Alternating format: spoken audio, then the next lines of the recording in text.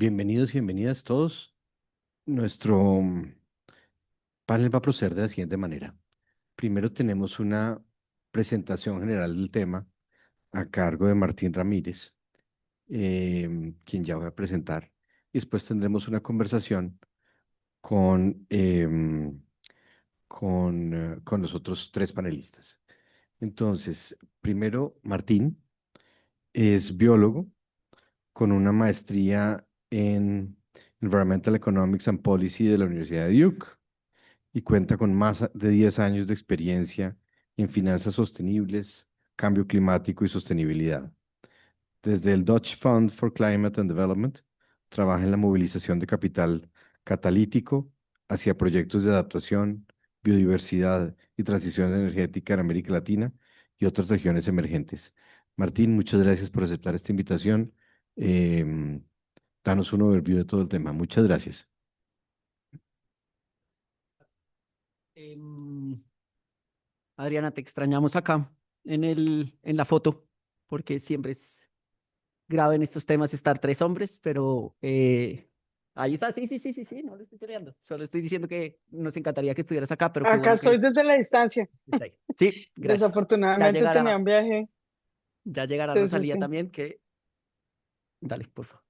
Que le agradezco al Wow por hacer paneles que también tengan buena representación de mujeres. Hoy les voy a hablar de movilización de capital y obligaciones internacionales. Gracias, Juan Carlos, por el recibimiento. Gracias a José y a todo el equipo del WOW por esto. El cambio climático es el reto más importante que va a tener la humanidad en los años que se vienen y es el reto más multidisciplinar de los grandes retos que tenemos en este momento. Y para mí es un gusto estarle hablando a audiencias que son diferentes, ¿no? Entonces, agradezco la oportunidad y por eso fue un sí apenas José me invitó, porque creo que todas las disciplinas deberían estarse preguntando cómo abordo el cambio climático. ¿Listo? Voy a hablar con digamos, voy a tener un eje central que es el cambio climático, pero voy a hablar de otros temas ambientales porque como ustedes saben en el derecho no es tan fácil dividir qué es cambio climático, qué es biodiversidad. Entonces, bueno, para que sepan, eso se va a dar. Y como José lo dijo, perdón, como Juan Carlos lo dijo, yo soy biólogo, entonces conexidad, consuetudinario y todas estas palabras me cuestan algo de trabajo, pero bueno, va a ser muy emocionante presentarles. Entonces, lo primero que hice para esta presentación fue buscar varias fotos. Primero quise buscar cambio climático global. Entonces, cambio climático global, la foto de arriba, si ustedes la ven, osos pandas, perdón, osos polares, ¿no? Entonces, osos polares y el cambio climático es un tema de los osos polares por allá alejados y de países que les gustan los osos polares y sí, tenemos que salvar a los osos polares. El segundo que quise buscar fue cambio climático Colombia. En la parte superior de la derecha es esa foto. Esto fue la inundación de Mocoa, no sé si se acuerdan, prepandemia. Y empieza a aparecer una cosa que a mí me encanta y es que empiezan a aparecer personas, ¿no? Entonces ya no es un tema solo de paisajes lindos, de paisajes ambientales, de como nos llaman a los biólogos a veces, que está perfecto, que es abrazar árboles, sino un tema en el que ya empieza a haber un reto enorme de quién va a pagar por esto, cómo lo vamos a pagar y al final, pues de qué personas lo van a sufrir. Pagar tanto en lo monetario y pagar como a quien se le inunda la casa al frente. El tercero fue cambio climático y Bogotá. Y me pareció espectacular que me saliera esta. No es que la hice con inteligencia artificial, porque, corríjanme si no estoy en lo correcto, pero la gran mayoría de firmas de abogados están en la 72 con séptima, más o menos es eso, y es esa foto. Y yo siempre me he preguntado cuánto le cuesta a esta ciudad cada vez que llueve duro, ¿no? Entonces, ustedes todos sabemos, Uber se cae, se vuelve un camello encontrar un taxi, un transporte, y cuánto cuesta una hora de un abogado de una firma importante, traducido a las horas que pierde en transporte cuando llueve, y si la lluvia va a ser mucho más grande, pues esto es un reto también que le cae a los abogados y pues a todas las disciplinas. Y por último, busqué cambio climático y arbitraje para tener unas imágenes de referencia. Encontré una foto de personas que se parecen, por lo menos en cómo se ven a las personas que están en esta audiencia. Entonces, pues asumo que son abogados, obviamente con una visión de sesgos y estereotipos de lo que yo considero que es un abogado, pero para decir que me alegra que este update esté teniendo en cuenta un reto como es el cambio climático. Acá tenía un video, no lo vamos a pasar por temas de formato, pero básicamente lo que voy a hablar es rápidamente en esta actualización, un marco teórico del cambio climático para saber que todos estamos entendiendo más o menos lo mismo sobre qué es el cambio climático y sobre la ruta, digamos, jurídica y de la legalidad de temas de cambio climático, un rumbo del que venimos y algunos indicios de hacia dónde vamos, la arquitectura de cómo está construido el financiamiento climático y el financiamiento sostenible, y al final unos riesgos y conclusiones que yo quiero dejar acá para el panel que Juan Carlos va a dirigir ahorita. ¿Hay alguna pregunta hasta el momento? Lo chévere de las audiencias pequeñas es que uno puede hacer una conversación. Muy bien, entonces, ¿qué es el cambio climático? ¿Qué lo causa?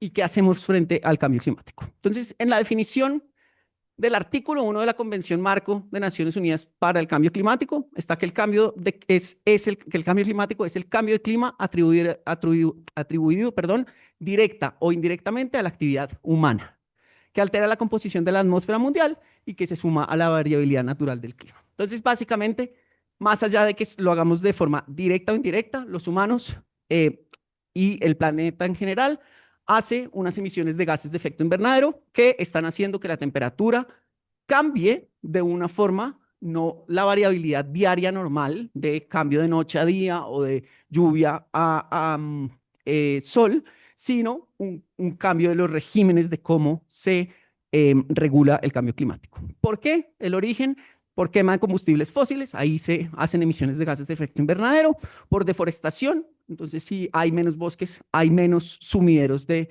gases de efecto invernadero, y lo que sí se ha mostrado es que la concentración atmosférica de CO2, porque es el gas más fácil de medir, supera las 420 partes por millón, que son niveles que no habíamos tenido como precedente en los últimos 800.000 años.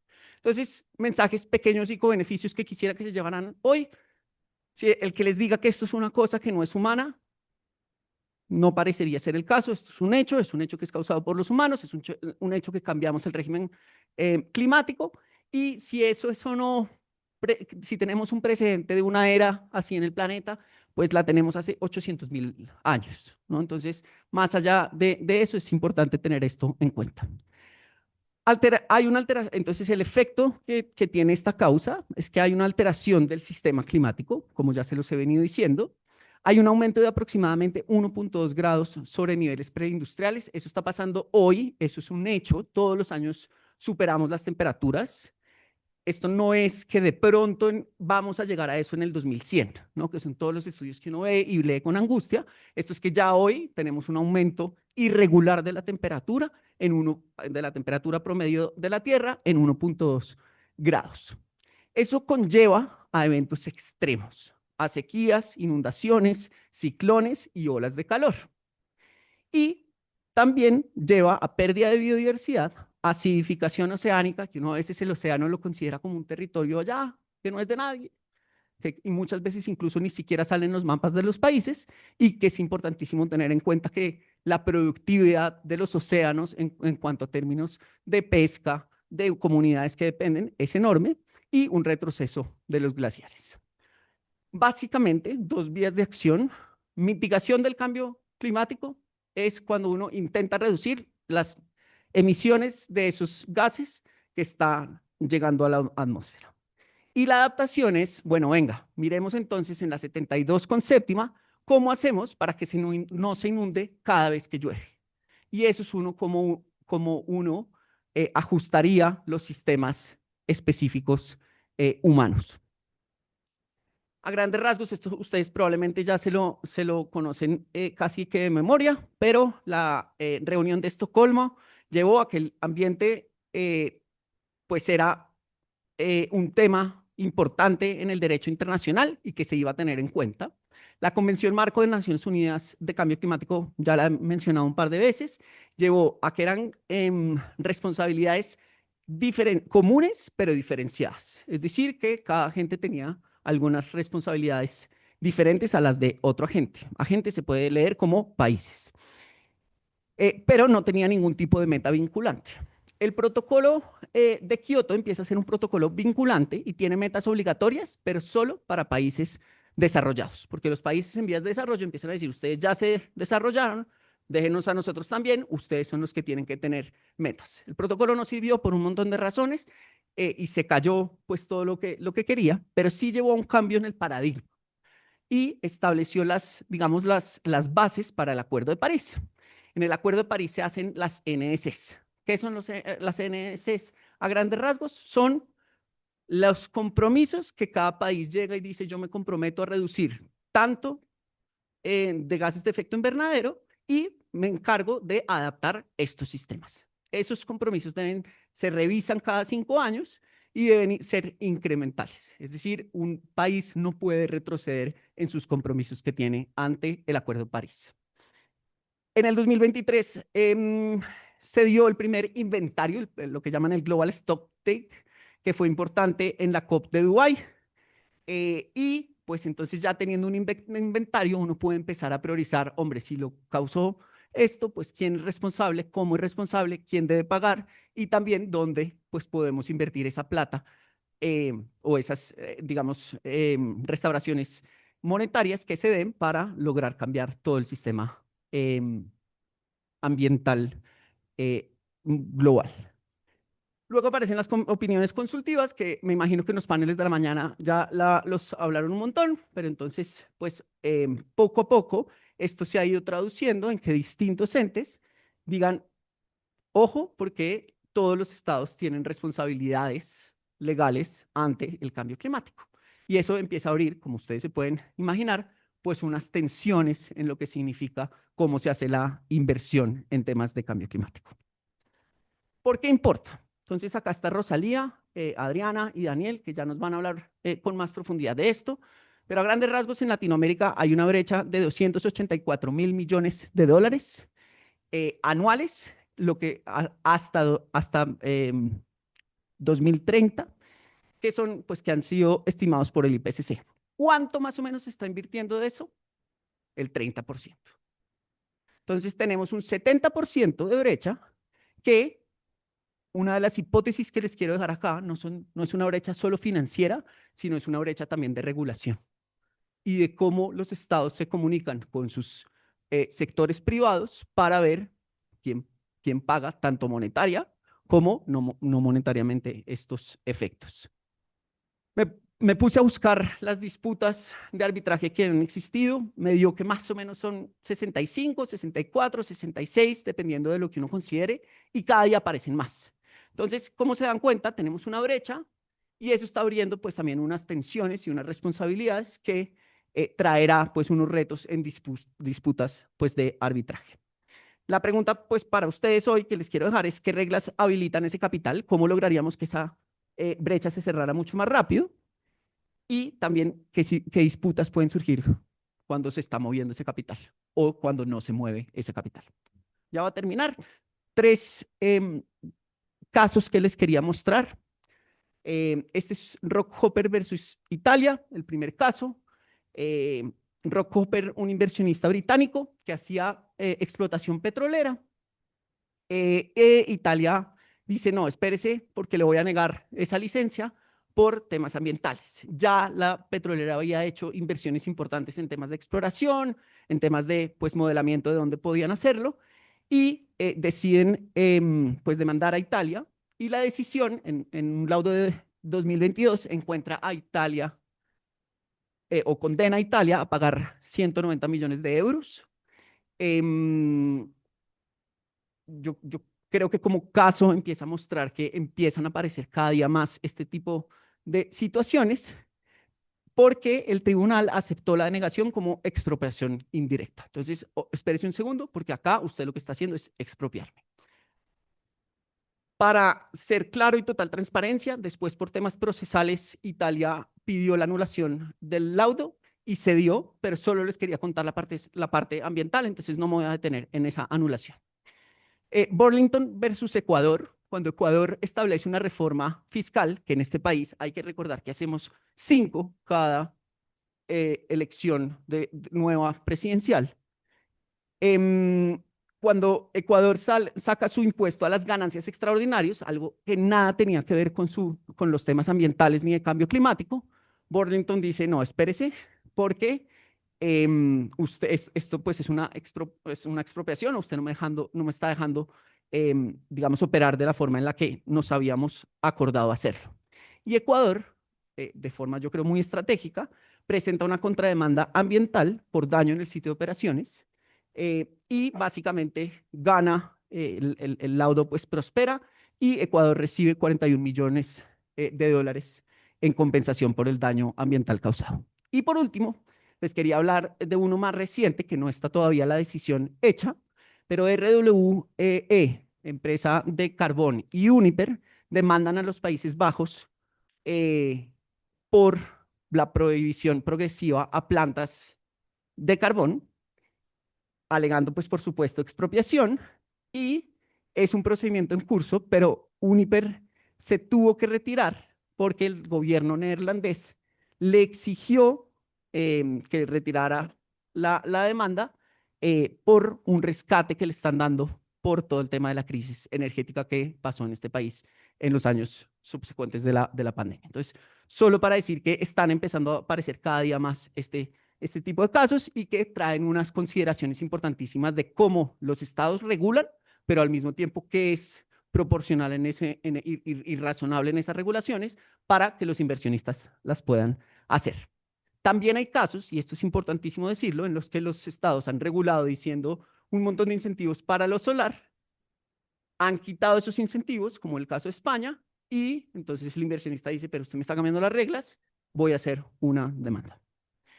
3 capas de obligaciones, no me voy a detener en esto porque de verdad que creo que lo más interesante es el panel, pero hay obligaciones convencionales, el Acuerdo de París, las CNCs hay que recordar que se vuelven ley porque son aprobadas por el Congreso de cada país y por ende, una vez entra en vigencia el acuerdo, pues se vuelven ley de la República. Tratados bilaterales de inversión entre los países con cláusulas ambientales importantes, pero también con una sensibilidad importante hacia cambios regulatorios y consuetudinarias, en el cual pues las opiniones consultivas lo que han dicho es los estados tienen un deber de prevención del daño climático significativo, y eso yo creo que cada día se viene más. A grandes rasgos, del compromiso al contrato, ¿cómo se da esto? Pues está el tratado, la política o ley de la nación. Hay instrumentos que empiezan a aparecer, entonces instrumentos tanto globales, regionales y locales, entonces fondo, vehículos financieros, estructuras de financiamiento, que ahorita seguro Adriana nos contará un poco más de, por ejemplo, energías renovables, acuerdos y garantías específicos, y esta es una hipótesis mía, yo creo que cada vez va a haber más unos espacios de arbitraje que se están empezando a dar en estos espacios. Cada eslabón para mí es un punto pues, de fricción jurídica. Por supuesto, ustedes profundizan mucho más en este tema, pero ahí hay unas diferencias de cómo se hace esto y de nuevo, pensando en las fotos iniciales, quién es responsable de pagar y de cumplir con las causas de qué efecto. De esto Rosalía probablemente también nos va a hablar mucho más. El decano tiene unas muy buenas preguntas de esto, pero grandes tipos de capitales y sé que se sobrelapan entre ellos, entonces quise hacer como categorías, pero no son exactos. Capital concesional, entonces están los fondos. Yo trabajo para el Fondo Neerlandés de Cambio Climático, que es un fondo pues, de un país para hacer inversiones de impacto en distintas regiones. Pero también está el Green Climate Fund, que es un fondo hijo del Acuerdo de París, la Global Environmental Facility y pues fondos verticales existentes entre distintos espacios.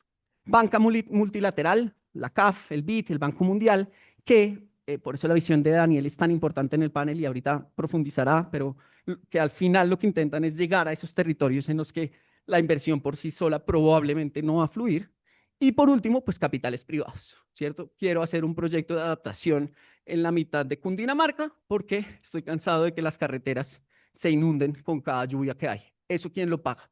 Lo paga el Invías, lo paga el Ministerio de Transporte, lo pagan los paperos que mueven papa por esa vía o lo paga el sector privado. Entonces ahí también existe unos espacios de inversión.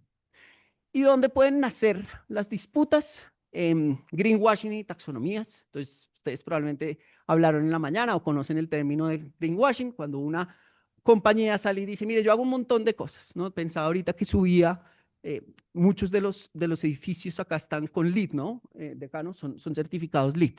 Y pensaba, bueno, ¿qué pasaría si ese LEED, no es el caso, pero si esa eh, plaquita que le ponen a los edificios LEED, pues si hubiera una discrepancia en lo que dice la etiqueta del instrumento y lo que de verdad fue la construcción de ese instrumento, ahí podría haber un espacio de alguna disputa. No estoy diciendo que es el caso de la Javeriana, solo para mencionarlo como evento mientras caminaba hacia acá.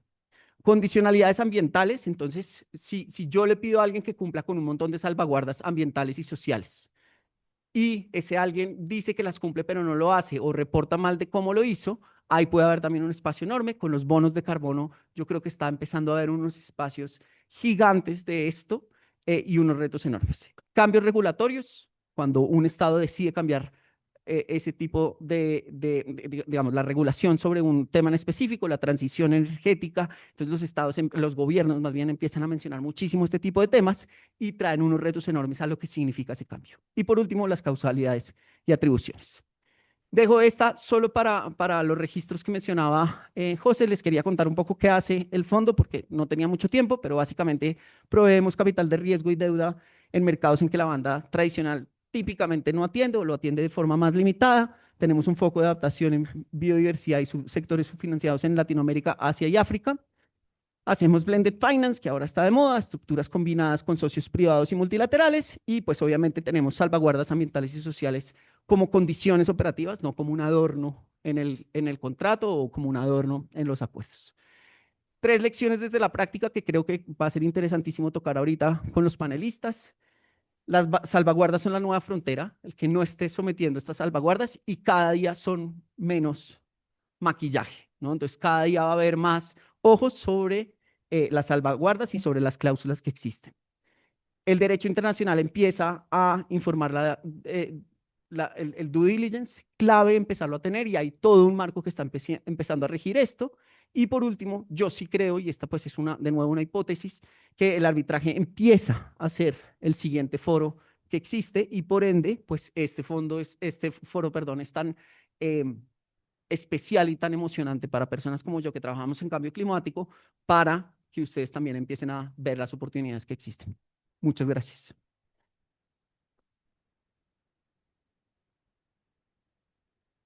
Muchas gracias por esa presentación que nos abre el panorama para la conversación que estamos teniendo. Es para la Javeriana en verdad un gusto y un privilegio ser, anfitriones de el Washington Arbitration Update. Muchas gracias, José, por pensar en nosotros y el Comité Colombiano de Arbitraje, por supuesto. Bueno, doctor Muñoz, un saludo muy especial. Siempre tener usted eh, su presencia sube el nivel de cualquier discusión.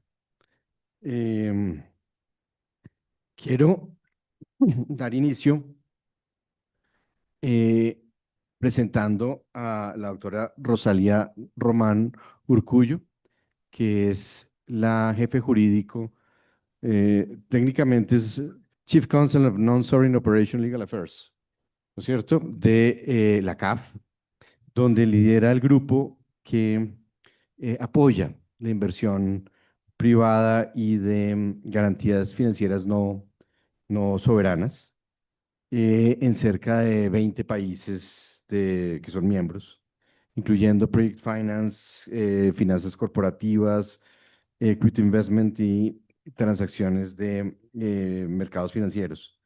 También es miembro de la junta directiva de la CAF, Asset Management Corporation, Y antes de unirse a la CAF, Rosalía fue Senior Associate en Clifford Chance, en Washington, D.C. Está admitida a la práctica del derecho en Washington, Nueva York y Costa Rica, y es graduada de la Universidad de Harvard, asume un LLM, y de la Facultad de Derecho de la Universidad de Costa Rica. Entonces, muchas gracias por aceptar esta invitación. La, para iniciar, la pregunta es, Rosalía, ¿qué necesita el sector privado para invertir más en la protección del medio ambiente y el sistema climático? ¿Son mejores proyectos, mejores datos, garantías, regulación más clara, estabilidad jurídica o señales de precio? Muchas gracias.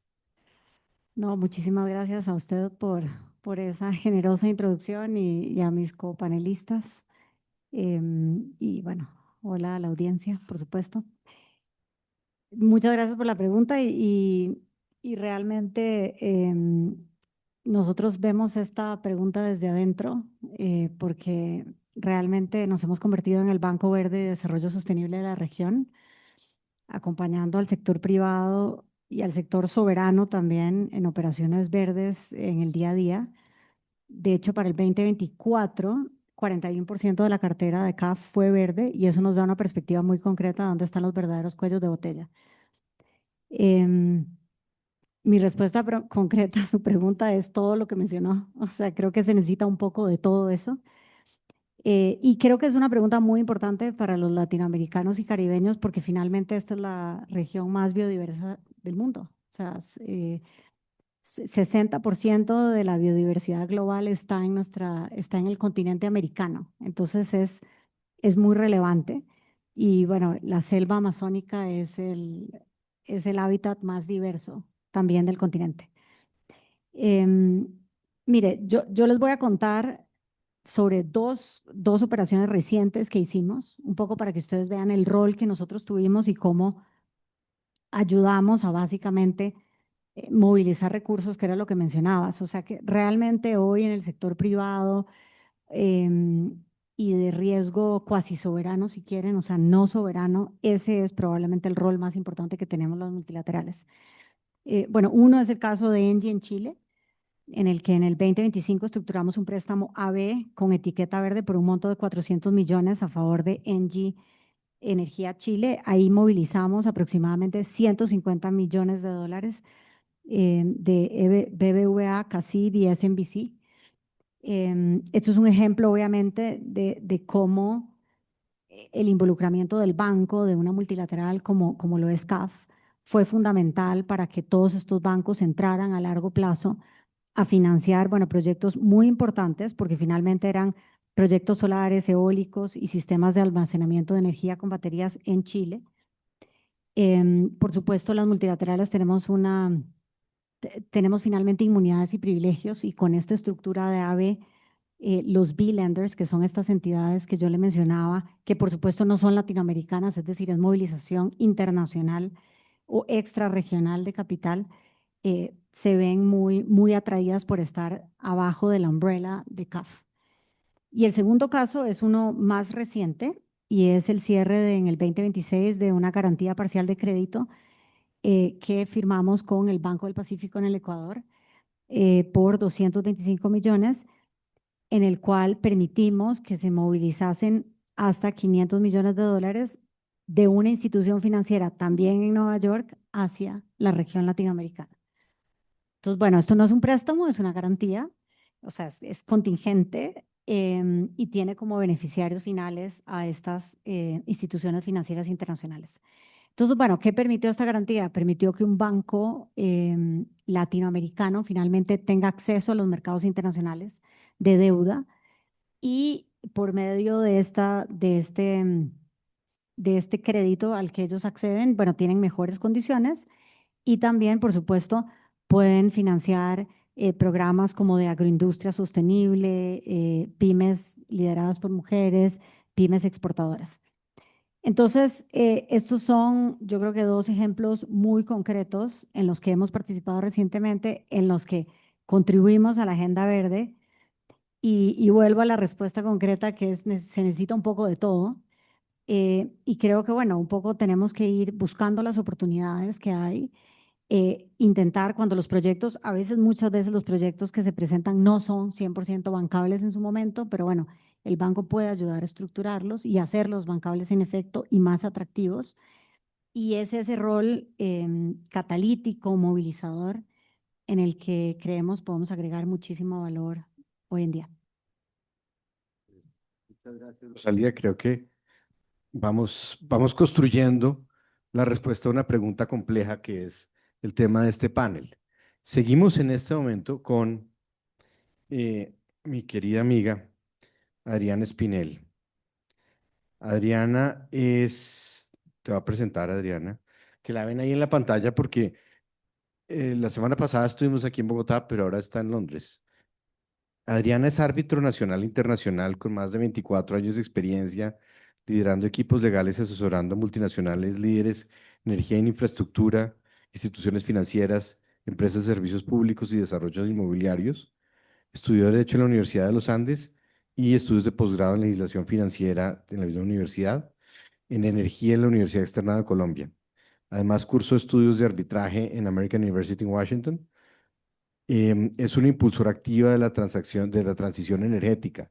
Ha asesorado al gobierno colombiano a través de organismos de cooperación internacional en el desarrollo regulatorio del sector y ha acompañado el crecimiento de proyectos de renovables e hidrógeno y distritos térmicos, así como la consolidación de iniciativas gremiales como la Asociación Colombiana de Hidrógeno.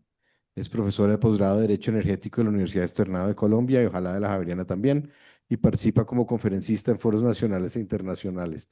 Adriana realmente sabe un montón de estas cosas y es una persona a la que yo le tengo la mayor credibilidad en cualquier tema de regulación, energía y arbitraje.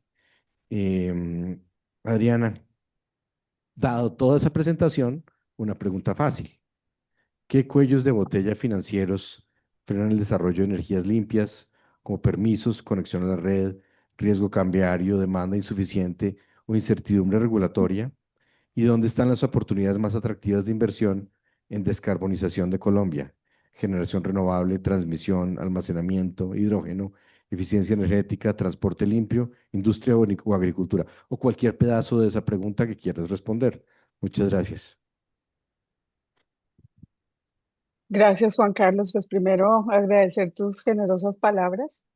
También agradecer a José Antonio por la invitación y a toda la organización del WOW y a la Universidad Javeriana por esta invitación. Como dijo Rosalía, todas las anteriores, los cuellos de botella están en lo que mencionas y adicionalmente las oportunidades también. Aquí hay un tema que me parece importante mencionar y es eh, que, digamos, cuando uno hace el análisis energía, regulación, derecho y arbitraje, a mí siempre se me viene una palabra y es confianza. Y es que la única manera en que realmente avancen los proyectos y se logre cumplir con las metas es que exista realmente confianza en todo el ecosistema. Y esa confianza se construye desde todas las aristas, no solamente desde el mercado energético, sino también desde los estados, desde también, digamos, la forma en la que se estructuran los contratos y también desde el arbitraje, porque el arbitraje es una manera que permite a los inversionistas tener esa confianza en la resolución de sus conflictos, sobre todo en temas tan complejos como estos. Entonces, cuando tú dices, ¿dónde están los cuellos de botella? Por eso te digo que están en todo lo que acabas de decir. Y es, si nosotros tenemos que buscar esa confianza, hay que empezar a buscar cómo superamos ese desafío en todos estos temas. Primero, también yo quería hacer como un marco muy importante para entender en qué estamos en términos energéticos. De acuerdo con el último informe de la EIA, que es la Energy Information Administration, las renovables han ido en aumento de una manera creciente. Han crecido el doble de la demanda el año pasado, en el 2025. O sea que vemos que esto va moviéndose realmente. O sea, la transición ya empezó, la lucha al cambio climático es una conciencia que tienen muchos países y esto va avanzando. La energía solar cubrió más del 25% del crecimiento global de la demanda energética. Entonces vemos ahí también un porcentaje súper importante. Las fuentes de bajas emisiones representaron cerca del 60% del crecimiento de la demanda global. las adiciones de renovables alcanzaron un récord histórico de 800 gigavatios y las baterías, que es lo que mencionas también, crecieron cerca de un 40%. Es decir, que esto nos muestra que las tecnologías limpias funcionan, que la transición energética es una realidad, pero que el problema está realmente en verificar nuestras instituciones y en países como los latinoamericanos, las redes, los marcos regulatorios, y determinar si realmente son capaces de acompañar esta velocidad en la que la transición energética va avanzando. Entonces, cuando hablamos de financiamiento climático, pues no podemos solamente concentrarnos en cuál es el capital que existe, en la tecnología y la taxonomía verde, sino también tenemos que hablar de esa infraestructura jurídica que permite que estas inversiones ocurran. Y entonces aquí viene esa visión holística entre lo que es el derecho al arbitraje, la energía y la financiación de proyectos. Y aquí entonces empezamos a ver los temas cuellos de botella que le aplican a todo y que son los que hacen que se generen los problemas, incluso los conflictos. El primero es esa incertidumbre regulatoria. En países como los latinoamericanos, incluso en Europa, y la mayor parte de los arbitrajes han existido precisamente por cambios frecuentes en las reglas establecidas. También existen vacíos regulatorios en mercados, sobre todo los emergentes, como por ejemplo el hidrógeno, que conozco bastante bien. A veces por esa velocidad o por incertidumbre sobre la madurez o no del mercado, empieza a haber unos vacíos regulatorios o una sobreregulación que también hace que se generen cuellos de botella para el crecimiento de estos mercados. La tecnología va a pasos agigantados y también tenemos que tener en cuenta que todos los proyectos que involucran energías renovables son proyectos complejos a largo plazo, que tienen multipartes, que tienen diferentes tipos de contratos asociados, y por lo tanto complejizan la situación. Entonces hace necesario que, digamos, esa incertidumbre regulatoria no exista o disminúyelo considerablemente. Otro tema, en temas de incertidumbre regulatoria, tiene que ver también con los permisos ambientales y con todo lo que tiene que ver con las licencias sociales. También tiene que ver con la organización o la forma en la que se comunican las instituciones, y también, digamos, sobre inseguridad sobre esos ingresos futuros. Entonces, por ejemplo, en el hidrógeno, muchos países en Latinoamérica anunciaron toda la estrategia de hidrógeno, incluyendo Colombia, pero todavía no terminan de definir esas reglas. Europa tiene unas políticas un poco más agresivas en términos de buscar una independencia o una seguridad energética, y vemos cómo eso hace que, pues, al final termine convirtiéndose en un punto a mejorar o empezar a ponerle atención, y que también genera muchos de los riesgos que mencionaba Martín, regulatorios de disputas. Si lo vemos también desde el punto de vista de la financiación, pues entre mayor riesgo regulatorio haya y mayor riesgo de seguridad, pues va a afectar también la medición del riesgo Estado o el riesgo país, y eso pues definitivamente va a impactar en la posibilidad de que se financien estos proyectos o no. Entonces, tener acceso a esos capitales que se requieren en proyectos tan complejos, y que requieren pues por su propia complejidad capitales muy altos, pues también va a requerir de hacer un esfuerzo porque realmente logremos mantener esa estabilidad regulatoria, esa seguridad nacional, y que podamos permitir que lleguen los capitales. O sea, vemos los ejemplos que ponía Rosalía de Chile y de Ecuador. Chile, pues, ha sido un país que le ha apostado a la transformación energética, a la transición energética, ha sido serio en sus políticas y no tiene un riesgo eh, país tan alto como lo tiene, por ejemplo, Colombia. Y en ese sentido, pues vemos cómo se ofrecen esta posibilidad de financiación. Ecuador, en una transición política, vemos también cómo adquiere la posibilidad de tener garantías y de acompañar el financiamiento en ese tipo de transiciones, en donde también el modelo energético ha tenido que sufrir cambios importantes, sobre todo por precisamente lo que decía Martín al principio, ese golpe de lo que es el cambio climático y las necesidades de armar esquemas que realmente permitan mantener sistemas energéticos estables a largo plazo y que no generen apagones o desabastecimiento. Entonces, un mensaje también es para los estados y en eso Colombia, si queremos atraer inversionistas, no solamente multilaterales, sino también capital privado o fondos concesionales, como lo decía Rosalía, pues tenemos que preocuparnos por tener realmente una seguridad regulatoria, una seguridad nacional, de forma tal que podamos generar esa confianza y atraer esos riesgos. En los temas que yo miro, que son las energías renovables, el hidrógeno y todo lo que tiene que ver con nuevas tecnologías, tenemos un riesgo muy, muy importante que es el riesgo de la demanda, que lo vemos en hidrógeno, lo vemos en almacenamiento, lo vemos en combustibles sostenibles y en todo lo que son los mercados emergentes. Allí hay un punto importante y es definitivo entrar a entender cuál puede ser esa generación de demanda, no solamente desde el punto de vista de mercado, sino cómo acompañar desde el punto de vista regulatorio esa posibilidad de generar esa demanda para que estos mercados emergentes que son tan importantes a largo plazo para la transición energética sean o vayan siendo una realidad. Ese es un punto súper importante y lo destaca también el informe de la IA con todo lo que hemos venido hablando acá. Entonces, no es solamente el inversionista se pregunta no solo cómo produzco, sino también quién me va a comprar y bajo qué condiciones. Y eso es fundamental para los cierres o la decisión ya de inversión. Y es tener efectivamente cerrado un PPA o un contrato de compraventa o el cierre ya, digamos, del comprador del producto. Y esto es clave y lo veo yo todo el tiempo en los mercados que manejo. Hay otro tema en nuestros países súper importante y se repite en Latinoamérica, en países como México, como Colombia, como Ecuador, como incluso Brasil, y es el tema del riesgo social y territorial y del riesgo ambiental. Estos dos temas son claves. Eh, Son claves y por eso entonces, como decía Martín, si nosotros realmente queremos hablar de transición energética, tenemos que hablar de descarbonización, pero también tenemos que hablar de impacto social y tenemos que hablar también de transformación productiva. Y en ese sentido es muy importante entender esa relación, cómo es el juego del Estado, el juego de los privados, para que efectivamente se logren destrabar los proyectos y se logren ejecutar esos proyectos y no se constituyen unos cuellos de botella que al final haga que los proyectos no se realicen o que no lleguen o no sean financiables, sino no lleguen realmente a, a generarse.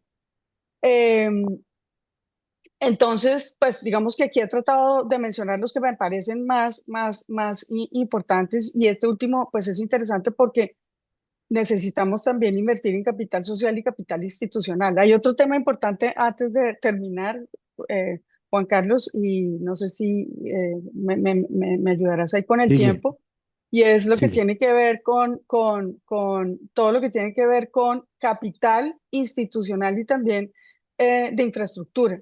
Porque, por ejemplo, en todo lo que tiene que ver con nuevas tecnologías, lo vemos también replicado en la mayoría de los países y es que necesitamos infraestructura para poder generar unas renovables mucho más seguras que realmente permitan que exista eh, estabilidad en los sistemas. Tenemos que hablar de almacenamiento, tenemos que hablar obviamente de las baterías, tenemos que hablar de sistemas que involucren comunidades energéticas, tenemos que hablar, y ahorita lo que mencionaba al principio, hay que tener en cuenta también que el mundo va hacia un consumo impresionante de energía y lo repito en todos los foros y esto ya pues lo dice todo el mundo, están los informes de la EIA y tiene que ver con la inteligencia artificial, las, las, las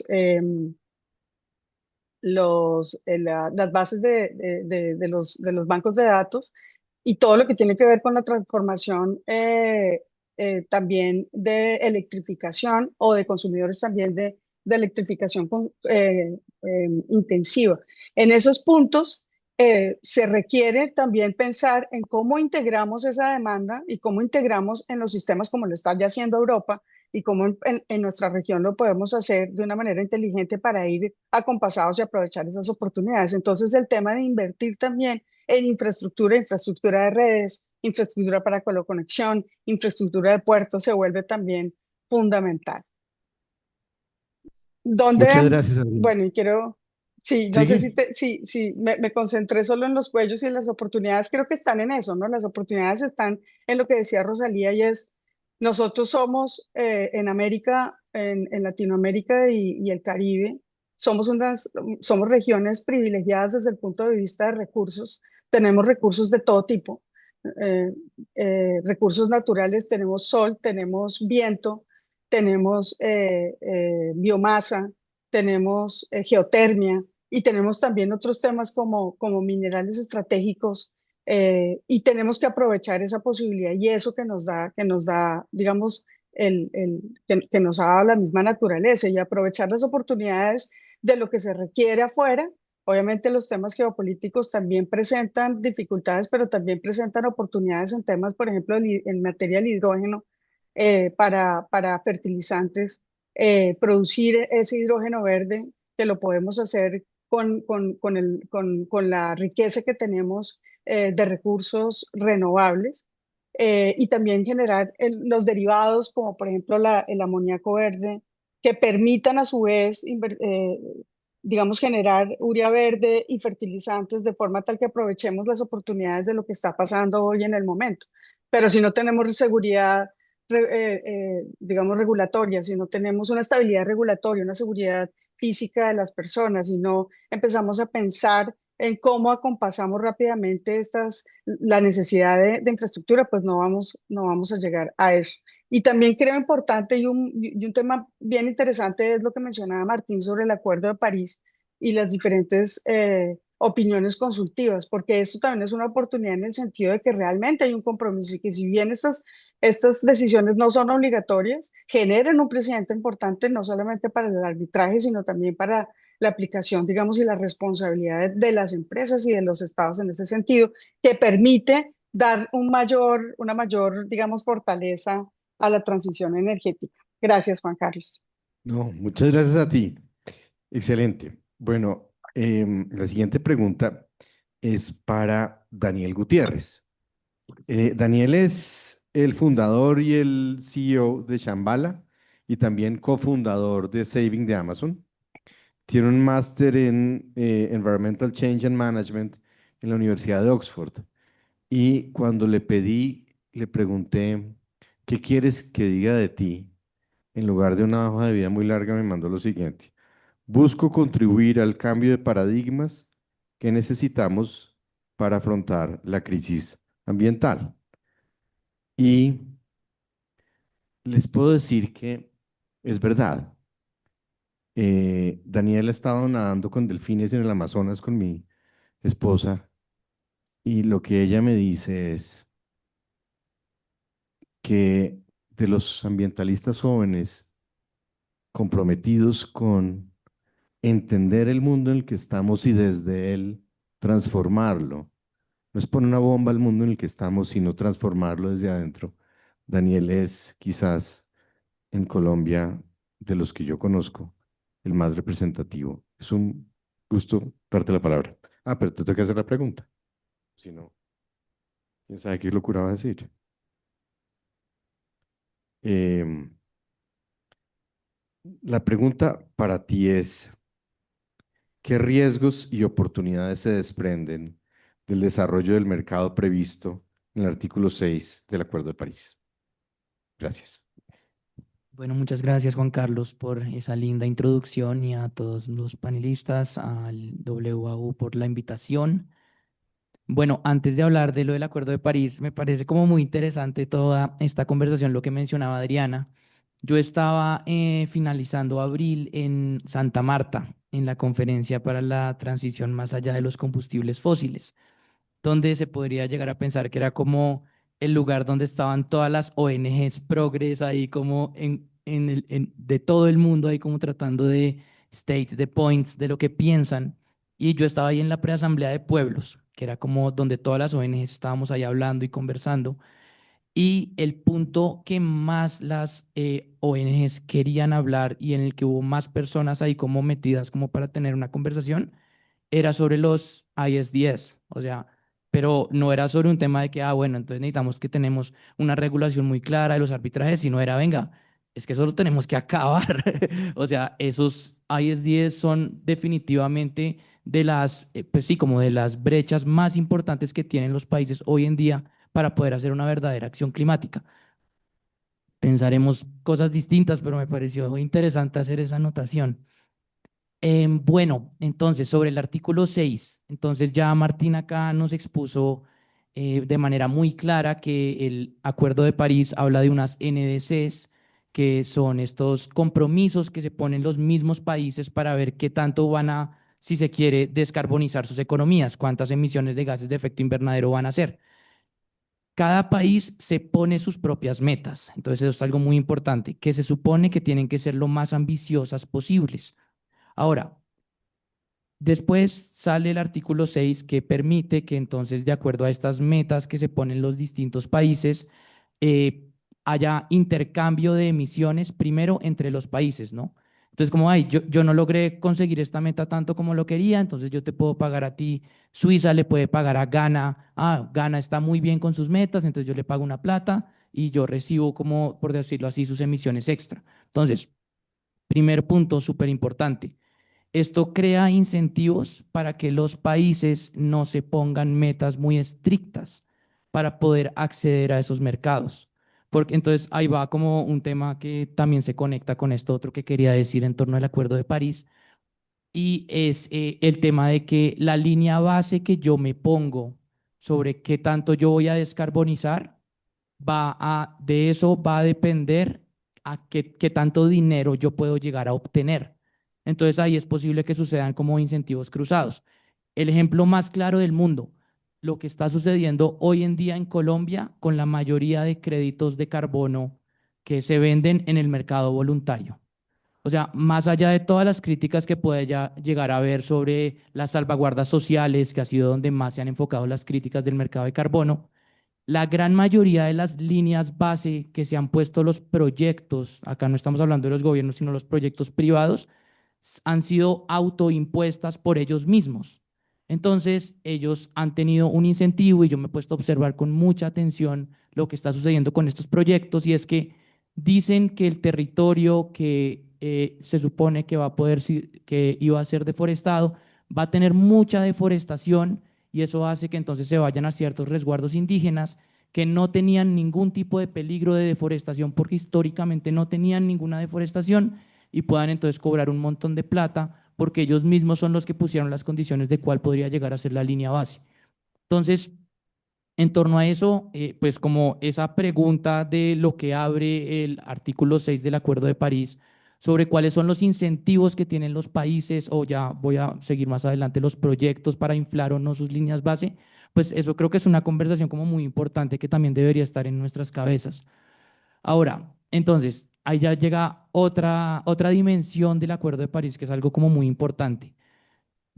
Bueno, y no es que esté totalmente en contra de lo del artículo 6, estoy como acá mencionando como estos puntos que siento que también deben ser tenidos en cuenta, porque no se trata únicamente de como unlock la mayor cantidad de dinero, ¿no? O sea, siempre tenemos que estar pensando que ese dinero esté destinado a actividades que no se iban a hacer en ausencia de ese dinero, por ejemplo, que es como un concepto muy importante en todo esto, que es la adicionalidad económica.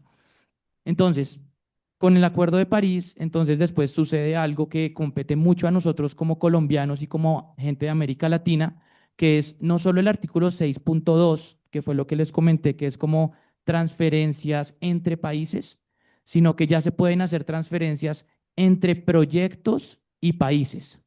Entonces, digamos que yo como Saving de Amazon tengo un proyecto así chéverísimo en donde yo pues pruebo que compensé 5 toneladas y entonces yo puedo convencer al gobierno de Francia que a mí me las compre.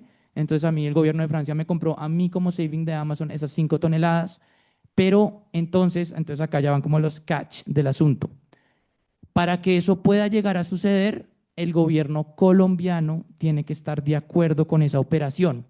Porque si yo le voy a vender mis resultados de algo que sucedió territorialmente en Colombia, entonces esa meta se tiene que reducir de la NS de Colombia. Entonces eso significa que el gobierno tiene que estar de acuerdo. Entonces eso es como un punto súper importante, sobre todo pensando en que las proyecciones de los mercados de carbono hoy en día, lo que están diciendo, pues todas las proyecciones que yo he podido ver, es que la mayor cantidad del dinero que se va a mover con los mercados del carbono se va a mover mediante un mercado específico que se llama CORSIA, que es el mercado de la aviación, como las aerolíneas lograron ponerse de acuerdo para hacer un mercado de carbono porque la economía de los aviones es como súper difícil de descarbonizar. Entonces, ellos se pusieron de acuerdo, pero para que un crédito de carbono sea elegible bajo Corsia, que en estimaciones eso va a ser más de 2.000 millones de dólares en los próximos como 8 años, solo con la demanda que ya está completamente asegurada, necesita que los países acepten, pues como para algún crédito de carbono que suceda, necesita que el país lo acepte. Entonces, para eso, pues hay como que un montón de retos institucionales que tenemos que estar viviendo. Por ejemplo, el gobierno actual de Petro, pues como que no le puso mucha atención a esos temas, pero pues si queremos como unlock esos dineros, es súper, súper importante que nos pongamos las pilas para ver cómo es que se mueve esa regulación. Y lo segundo, que a mí me parece como lo más importante también, y es que esta es una conversación que también tiene como unas profundidades, si se quiere, políticas súper importantes a nivel geopolítico. Entonces, una gran crítica y una gran conversación súper difícil de poder responder para nosotros, los que tenemos créditos de carbono o digamos servicios que atienden al cambio climático, que sobre todo hablan de soluciones basadas en naturaleza, es que probar la permanencia de las soluciones basadas en naturaleza es muy difícil. O sea, independientemente de todos los procesos que usted pueda llegar a tener, es muy difícil que yo a usted le pueda asegurar que el arbolito que yo sembré o el ecosistema que yo restauré va a seguir así en 20 años. Porque muchas cosas pueden pasar en 20 años, sobre todo teniendo en cuenta cómo es que el cambio climático se está escalando más y más y más. Entonces, en estas conversaciones geopolíticas que se han dado, por ejemplo, sobre el Acuerdo de París, los países del sur, los países que tenemos biodiversidad, siempre hemos apostado mucho para que estos créditos, digamos, de carbono valgan, ¿no? Porque también es un tema de justicia, si se quiere, justicia climática, que nosotros tengamos acceso a esos dineros. Pero entonces, por ejemplo, en Europa tienen una posición muy diferente. Entonces, lo que ellos dicen es que los créditos de carbono de biodiversidad no son adicionales, porque yo no puedo probar realmente qué está sucediendo. Yo me tengo que ir más a tecnologías industriales como captura CCS, capturas de carbono y cosas por ese estilo, que tienen como, se supone, como mucha más validación metodológica, si se quiere. Entonces, ¿qué es lo que está pasando acá y qué es lo que nos estamos enfrentando ahora con el artículo 6.4 y cómo va a virar todo esto en lo que pueda llegar a significar estos mercados sí, pues de soluciones basadas en naturaleza?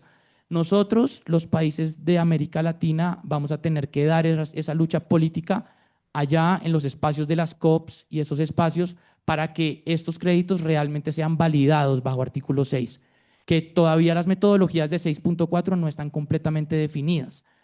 Para que nosotros podamos dar esa pelea de manera apropiada, nosotros vamos a tener que tener procesos mucho mejor organizados adentro para que pues demostremos que nuestros créditos sí son adicionales. Entonces, todo lo que está sucediendo ahorita con los proyectos Red Más en Colombia, que tienen líneas base que se inventaron los propios desarrolladores, son un excelente argumento por parte de los europeos para decir, es que yo no te debería validar esas líneas base porque es que mira todo lo que está pasando ahí. Entonces, creo que también en ese sentido, pues esta conversación de cómo es que puede desenlazarse en el artículo 6 puede llegar a darnos muy grandes incentivos para realmente poner la casa en orden, porque entonces tenemos que tener unas metodologías y unas regulaciones mucho más claras para poder entonces después acceder a esos mercados y pues eso sí creo que puede ser algo muy positivo. Muchas gracias. Tú me haces pensar en un cuento de Nasruddin, que es un folk hero de Turquía, sufi, que está por ahí en el frente de la casa agachado y pasa otro y le dice, ¿y qué estás haciendo? Estoy buscando mis llaves. Y el otro pues se sienta a ayudarle a buscar las llaves. El ratico le dice, ¿y dónde se cayeron? No, se cayeron adentro de mi casa. ¿Y por qué las estás buscando aquí? Pues porque aquí hay más luz. Medimos lo que podemos medir, pero no medimos lo que necesitamos medir. Es lo que estás diciendo básicamente. Bueno, Martín, la siguiente pregunta es para ti. Y esa sí también facilita. Eh,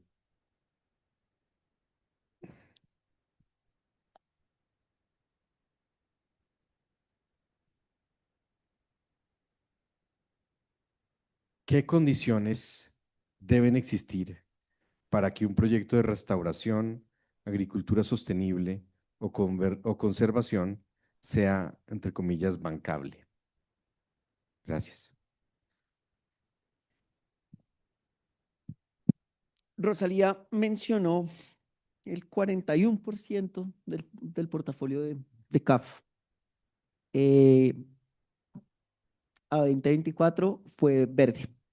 Y mencionó la operación que hicieron con Engie. Engie es una empresa pues enorme, energética. Cuando uno se sale, y esto también tiene que ver con las respuestas de Adriana, del sector energético y empieza a adentrarse en el mundo de la restauración y la conservación, entonces, pues solo para mencionar algunos territorios, pero se tiene que empezar uno a meter al Putumayo, al Amazonas, allá a nadar con los delfines, pues el reto de que un proyecto de esos se parezca a Engie o a esa disciplina que tiene la CAF, de saber que el 41%, no mencionó el 40 ni el 45, mencionó el 41%. Entonces, yo creo que tiene que haber una disciplina de monitoreo que quiero mencionar, pues mencioné el Putumayo y esos territorios porque es un reto latinoamericano de quién está haciendo sus proyectos y cómo los hace. Sí, Daniel es una persona salida de Oxford, de una maestría de Oxford, y aún así se le vuelve un camello hacer esa disciplina de monitoreo. Imagínense lo que es pedirle a una comunidad en la mitad de Necoclí que haga disciplina de monitoreo. Entonces, eso es lo primero, un tema de medir. Y ese medir tiene que ver con eso que mencionaba Adriana de la confianza, ¿no? Entonces, para yo poder tener confianza en invertir, financiar, dar un grant, más allá de cuál sea el camino o el vehículo financiero, en un proyecto de conservación o de restauración en la mitad de cualquier territorio de Colombia, yo tengo que confiar en que ese proyecto pues va a tener unos resultados que por lo menos más o menos saben que se están dando. Y para eso se necesita disciplina de monitoreo. Daniel ya mencionó el primer tema, pues como uno de los temas importantes, la adicionalidad. Y la adicionalidad en mi fondo, solo lo quiero mencionar porque es impresionante el comité de inversión a cualquier proyecto. Bueno, ¿cómo es adicional ese proyecto? No, pues es que este proyecto no se iba a hacer si no tiene la inversión. No, pero no es suficientemente adicional. Bueno, pero entonces le vamos a meter azaí. No, pero espérese, la producción de azaí pues ya se hace. Bueno, entonces no, también vamos a llevar a que tenga toda una política ese proyecto de desarrollo de pequeños productores. Bueno, pero eso, ¿cómo puede ser más adicional? Y se empieza a meter en unos retos enormes de cuánto más adicional puede llegar a ser un proyecto. Pero es cierto que para que un proyecto sea bancable, más allá de lo que eso signifique para cierto comité de inversión o para cierto financiador, un proyecto tiene que mostrar adicionalidad. Que la línea base de lo que estaba ahí sin ese proyecto seguiría peor, digamos, no adicional, y que ese proyecto lo que va es a introducir un impacto adicional al que tiene esa comunidad, proyecto, empresa en una línea de tendencia específica, en un business, lo que llaman business as usual. Sostenibilidad financiera, eso que mencionaba Daniel y lo menciona de una forma muy linda de asegurar que un proyecto en 30 años va a ser, que el arbolito que plantó va a ser igual, eso es un reto enorme y eso con una empresa como Engie, pues uno más o menos lo puede hacer. Engie seguro no es perfecta y tiene unos retos enormes, pero más o menos lo puede hacer. Pero imaginarse un proyecto de conservación de la biodiversidad en la mitad del Amazonas, imagínense lo que es demostrar que ese proyecto va a ser sostenible de aquí a 30 años con los retos sociales, ni se diga de situación pues de conflicto armado que existen, han existido y espero que no, pero existirán en un territorio como el colombiano, pues se dan. Entonces, hay unos retos de qué tan sostenibles son los proyectos y yo creo que también hay un tema importantísimo de cómo lograr que un proyecto sea bancable. Y por último, quería mencionar un ejemplo en específico de una operación que tuvimos en Antioquia con una compañía forestal, porque estuvo a punto de caerse la inversión en ese proyecto, porque alguien de nuestros oficiales, no tengo ningún problema, digamos, está bien, encontró que usaban un pesticida específico para matar hormigas arrieras. Hormigas arrieras en el sudeste antioqueño existe, yo creo que en cada kilómetro cuadrado que hay en ese territorio. Y a los oficiales de Países Bajos levantaron un montón de alarmas porque cómo era que esa compañía estaba usando ese pesticida específico. Hay cierto desconocimiento y siempre en lo bancable me gusta también mencionar el otro lado y es también ellos cómo se tienen que preparar sin hacer una cosa de ellos contra nosotros, pero yo creo que también hay una disciplina en el que quiere que algo sea bancable en la oferta del financiamiento, que es, pues usted tiene que empezar a darse cuenta que no hay alternativas al manejo de la hormiga arriera y que en ecosistemas colombianos la hormiga arriera se tira plantaciones enteras de hormiga arriera. Se hizo un due diligence adicional, al final se dieron cuenta que, pues, que en efecto lo usaban en situaciones muy específicas, están trabajando con una universidad para ver alternativas, pero hoy, como está el proyecto, no existe, como está el proyecto y como funcionan las plantaciones forestales, no hay alternativas. Quería darles ese ejemplo porque a veces también la bancabilidad se da por un tema de validación y creo que tiene que ver con la palabra que mencionaba Adriana, que ya la mencioné, de confianza.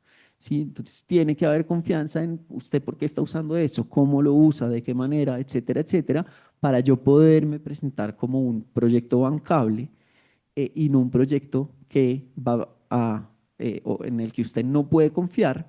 Y en el tema específico del Acuerdo de París, por ejemplo, que yo voy a empezar a buscar a varias personas que me compren. Entonces, Daniel mencionaba, yo como saving de Amazon puedo vender un proyecto, pues lo que sería que Daniel se lo venda no solo a Francia, como lo mencionó, sino además a Holanda, sino además a Noruega, y que lo venda, pues somete un reto de confianza en el proyecto, que es por doble contabilidad, triple contabilidad, varias contabilidades en un tema mismo. Entonces, es específico en cambio climático, pero volviendo a la restauración, a la conservación de la biodiversidad, yo sí creo que uno tiene que trabajar con las comunidades, con personas que entienden el mundo diferente, que un flujo de caja presentado muchas veces es las primeras veces que ven un flujo de caja, porque si uno verdaderamente quiere cambiar la lógica de los territorios mediante proyectos bancables, pues uno tiene que ser el que conoce bien esos territorios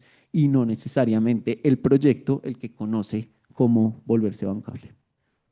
Muchas gracias, Martín. Eso me obliga a ser un poquito más provocativo. Hágale, Y me es esto. encanta. En mi experiencia con los indígenas Hu en el Guaviare, con los guananos en el Baupés, una vez llegamos y no tenían nada que comer. Toda la comunidad no tenía nada que comer. Ahora, la inmensa mayoría de la selva amazónica colombiana sigue existiendo porque hay patrones culturales de esas comunidades que la protegen. Pero esas comunidades están literalmente muriéndose de hambre. La tasa de suicidio más alta de Colombia es justamente en Mitú, bueno, en las comunidades indígenas.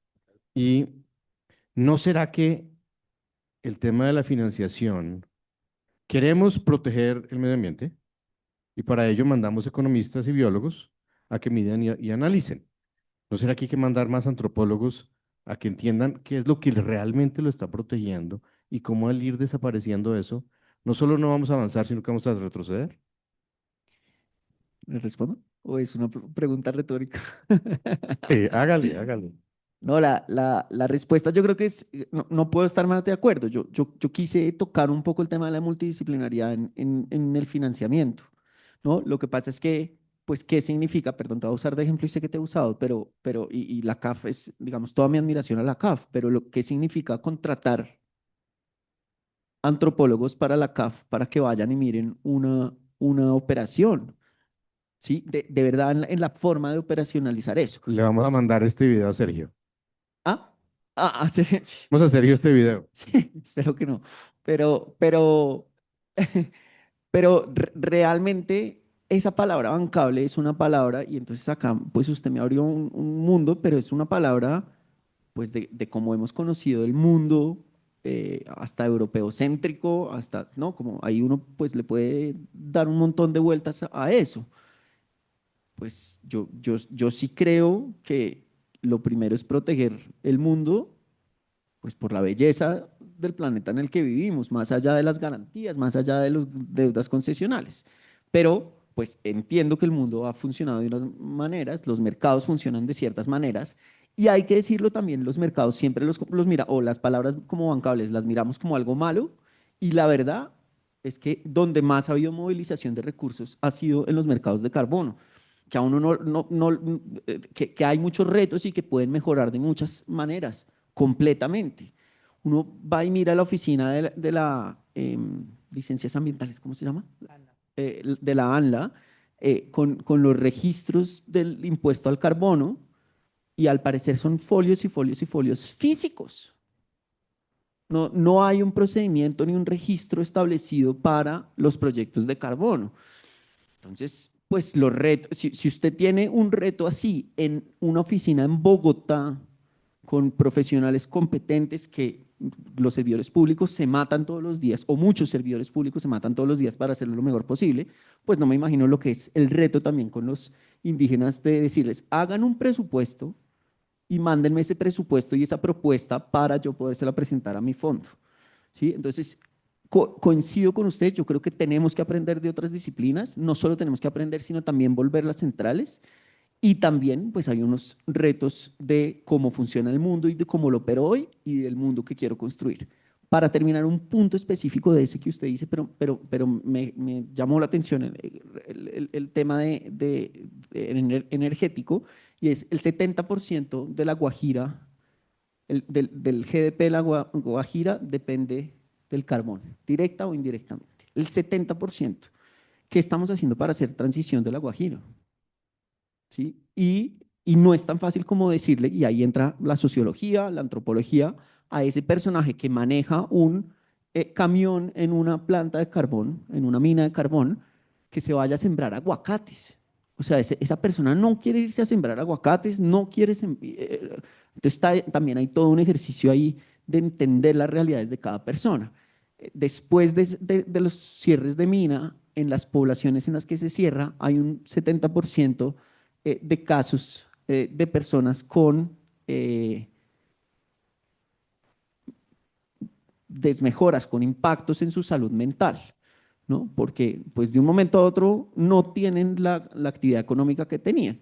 Y yo creo que eso se sale de los proyectos específicos, pero pues empieza a introducirse también unos retos enormes que yo no creo, o no sé, Adriana, en tu expertise, pues sí los estamos teniendo cuenta en países como Colombia o en Latinoamérica. ¿Qué dices, Adriana? ¿Los estamos teniendo en cuenta?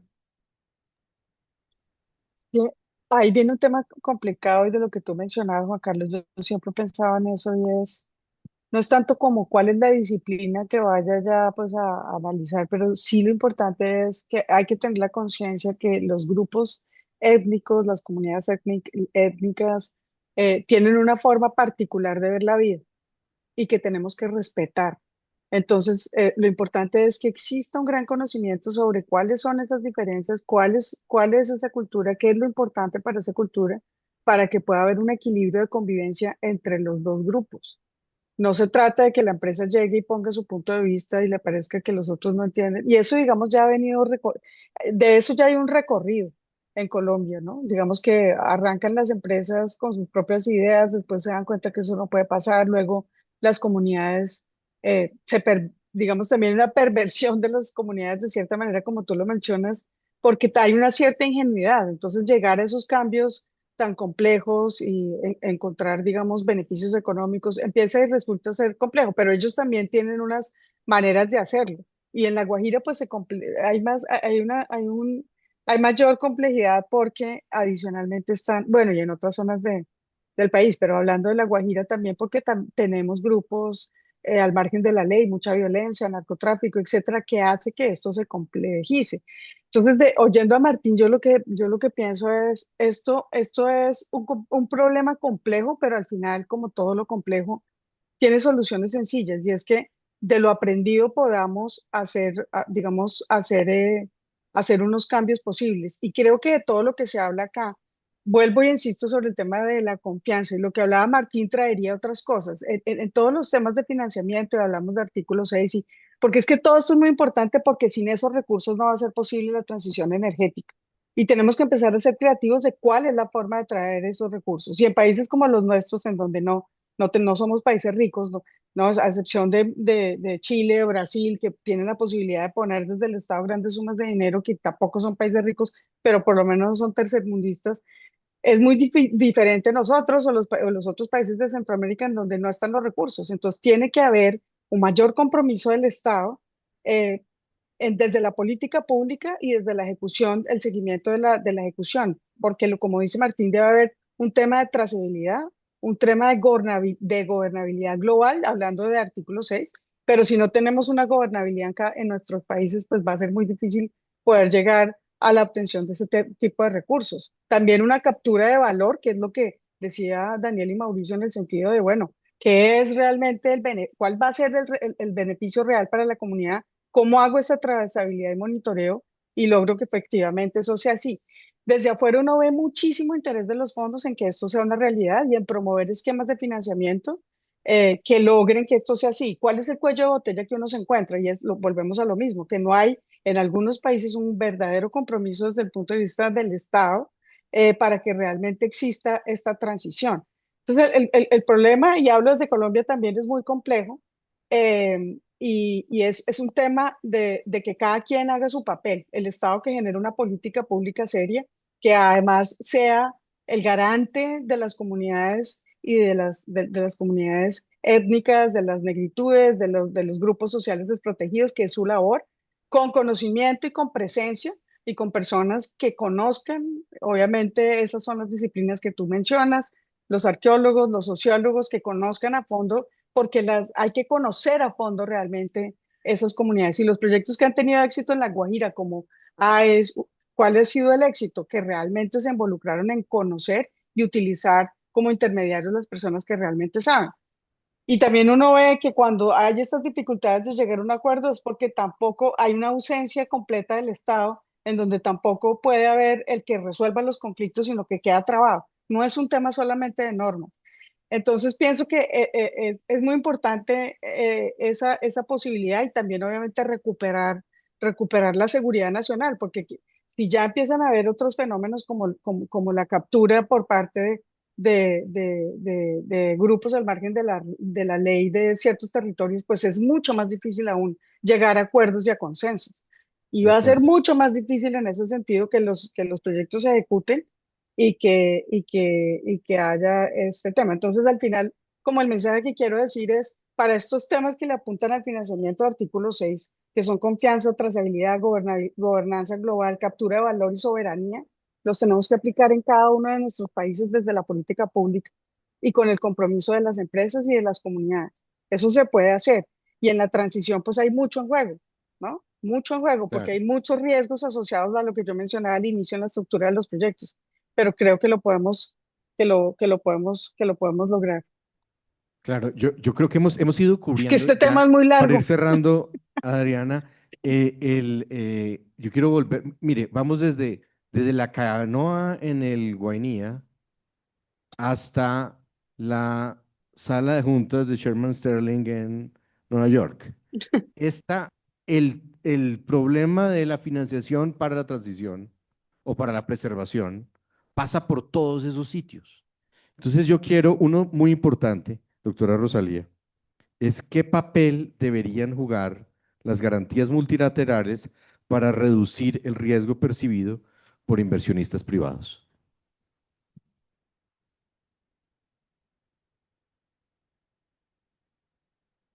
¿Me escuchan? Ya, listo. No, ciertamente muy, muy importante. Hemos visto, bueno, ya les conté sobre el caso de Banco del Pacífico, en el cual otorgamos esta garantía parcial de crédito o esta garantía. Y realmente sí es uno de los vehículos más importantes hoy en día para movilizar recursos, tanto recursos digamos, en la región latinoamericana, como también, y sobre todo internacionales o afuera de la región, que francamente es la fuente, yo creo que es más grande y que queremos atraer.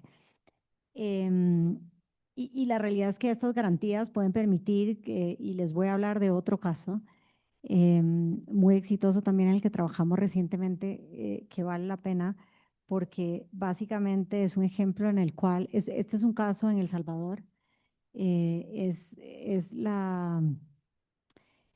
esto se trata del canje de deuda por naturaleza de un río, el más grande de la historia, en el cual CAF y DFC trabajamos junto con el gobierno de la República de El Salvador para básicamente hacer un canje de deuda y lograron tener un ahorro de 300, casi 400 millones de dólares.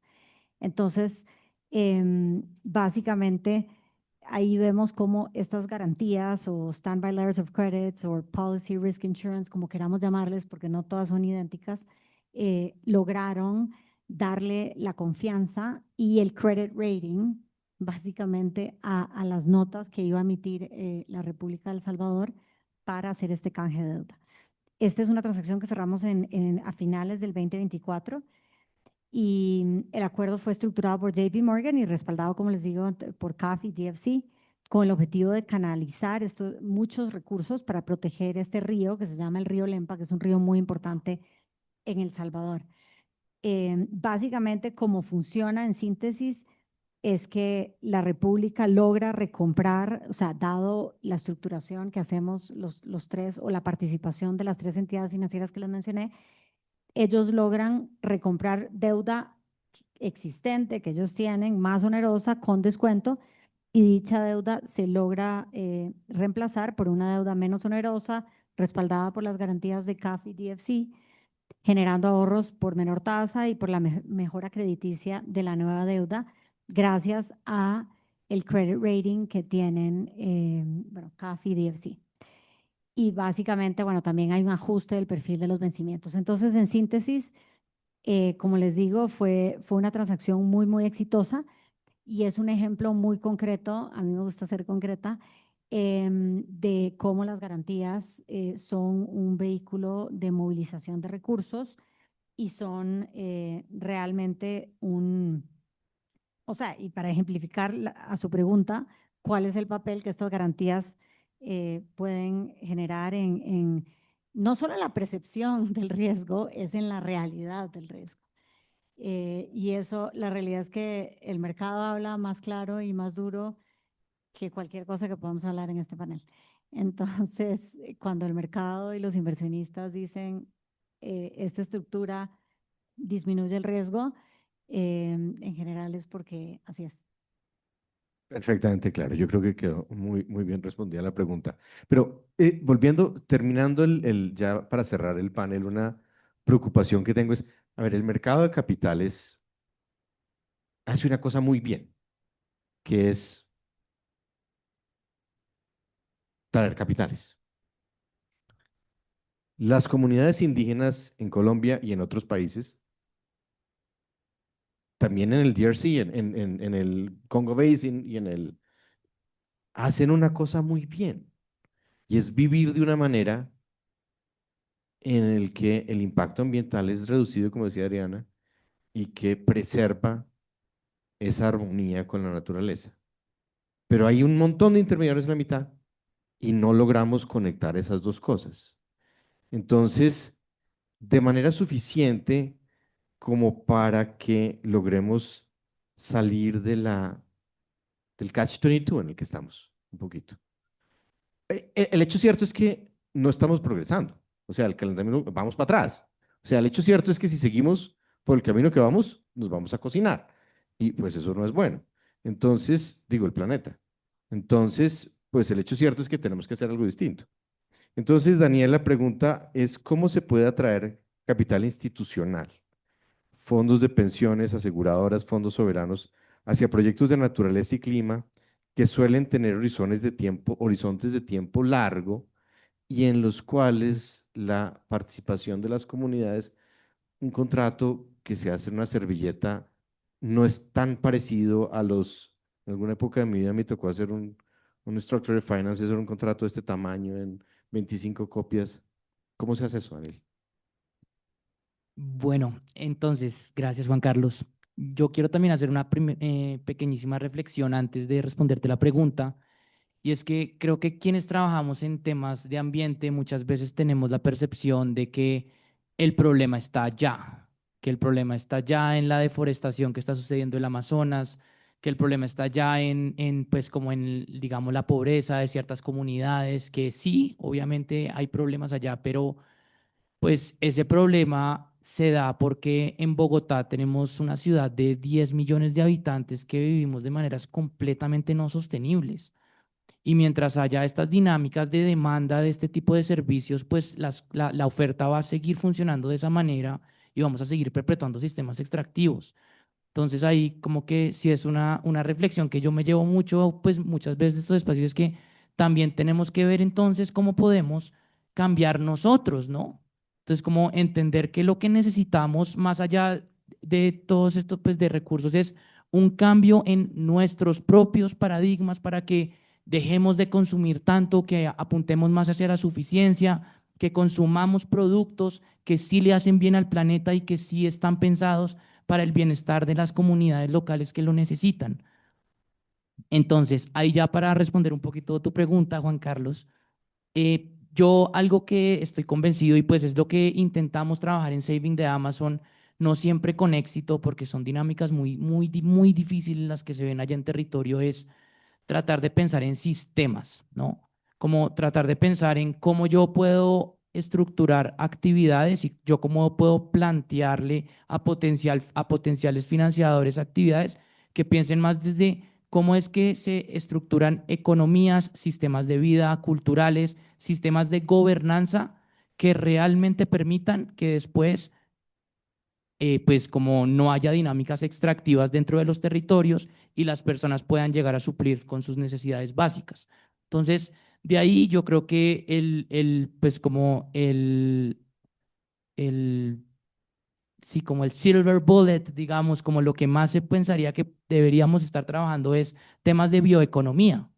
Entonces, que por ejemplo las comunidades locales, comunidades indígenas, tengan algo que puedan llegar a ofrecer al mundo, que no sean únicamente créditos de carbono, que tenga que ver con cómo pueden preservar su cultura y cómo pueden continuar sintiéndose orgullosos de ella. Entonces, nosotros, por ejemplo, en Saving de Amazon hacemos procesos de ecoturismo, hemos como empezado a desarrollar cierto proyecto con una comunidad que anteriormente no lo hacía, que entonces pues como que permitimos y la acompañamos más que todo a poder redescubrir esas raíces, que se den cuenta que hay otras personas que les interesan, que lo ven como algo demasiado valioso para que entonces nos podamos convencer de que sí es algo valioso y pues que de esa manera pues ya se empiecen a mover flujos económicos que permitan estas dinámicas que son pues como más regenerativas. Eso si lo pensamos, por ejemplo, desde la perspectiva de las comunidades indígenas. Pero, por ejemplo, el programa de Lanza, digamos, el programa más importante que tiene actualmente el Ministerio de Ambiente de Colombia, es un programa de servicios ambientales. Eh, no recuerdo cómo se llama el programa, si alguien lo recuerda, que sepa. Bueno, que es básicamente le pagan 900.000 pesos a comunidades campesinas en lugares que tienen mucho peligro de deforestación para que no deforesten. O sea, literalmente es el pago. Yo le pago para que mantenga su bosque en pie.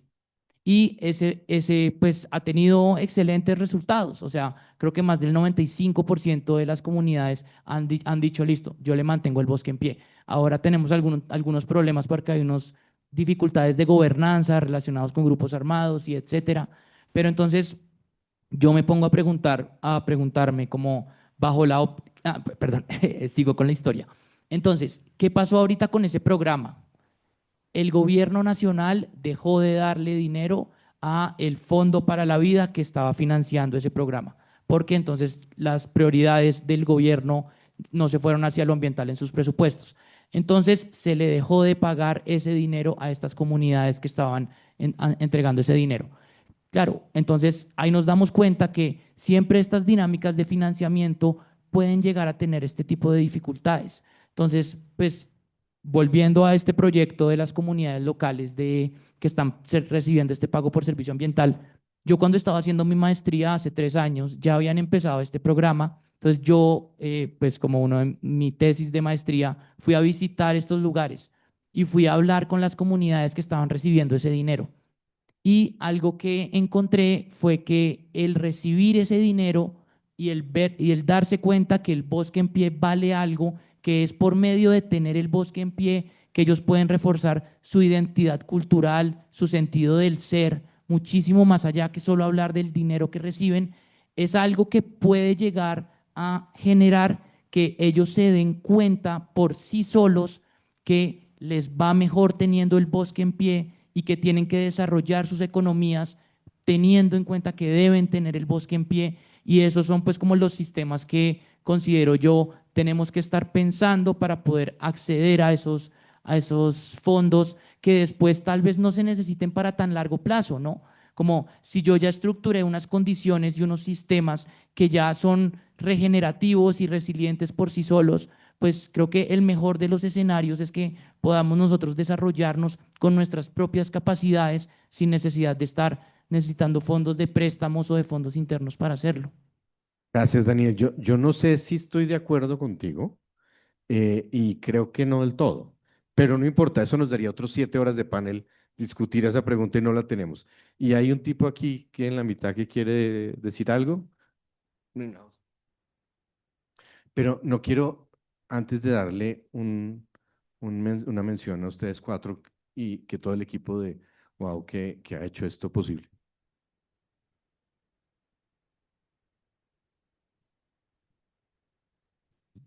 Bueno, muchas gracias a los 5.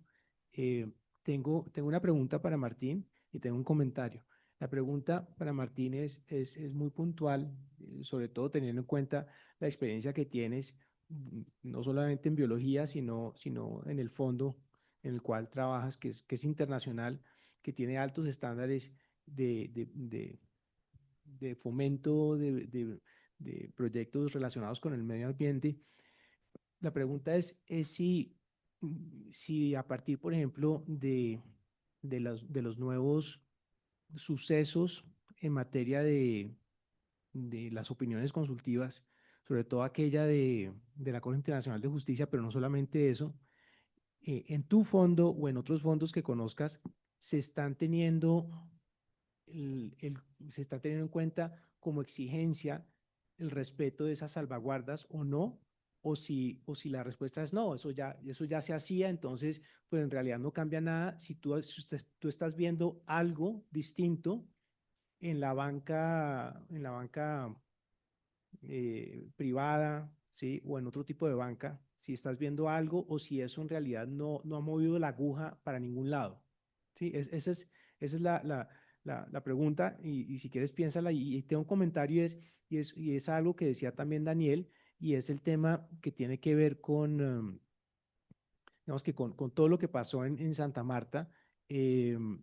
Parte de la reflexión acá y por eso, pues realmente estamos muy complacidos de que haya perspectivas de derecho, pero también de biología, pero también de antropología, pero también de financiación de banca aquí, ¿sí? Porque la idea es que, pues, que no nos quedemos como islas hablando en un solo lado, como lo decía Martín. Eh, parte, sí, parte de, sí, no, digamos que yo con lo que estoy de acuerdo profesional e ideológicamente es con el respeto de la regla del derecho internacional, ¿sí? Eh, si tengo algún tipo de prejuicio es ese, ¿sí? Respetar lo que sea derecho internacional. Y eso incluye todas las opiniones consultivas, ¿sí? Mi reflexión es, si no existe un sistema de solución de controversias, ¿sí?